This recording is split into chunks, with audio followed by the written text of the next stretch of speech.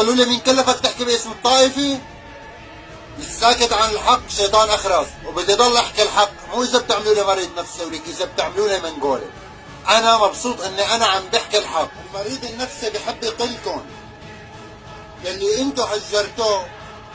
اخواننا السنة 2011 كان في اولاد عمرها 12 سنة و13 اهاليهم عنا بالافرع. السنة يلي تهجروا واخذوا اولادهم عمرهم 12 و13 و14 سنة، اطفال طلعوا على المخيمات صاروا عمرهم اليوم 30 سنة. حقدوا عليكم من افعالكم واعمالكم يا بعض العلوية الوسخين عنا. عرفتوا ليش صارت المجازر؟ احمدوا الله ان السيد الرئيس احمد الشرع ضابط الفصائل، غير السيد الرئيس احمد الشرع كان ما ضل ولا علوي. وامريكا لو ما بدها الرئيس احمد الشرع كانت ما خلته يوصل للقصر. ختامها مسك. شكرا لكل واحد هاني، وشكرا لكل واحد قال انه انا مريض نفسي، وشكرا لكل واحد غلط بحقي. انا ما راح اسبكم مثل ما سبيتوني، ولا راح هينكم مثل هدوني. والله لا يسامحني اذا برقبتي دم.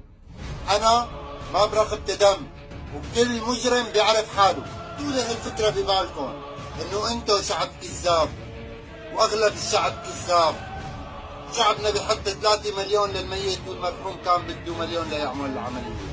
انتو ما بتحبوا بعض غير وقت بتموتوا او وقت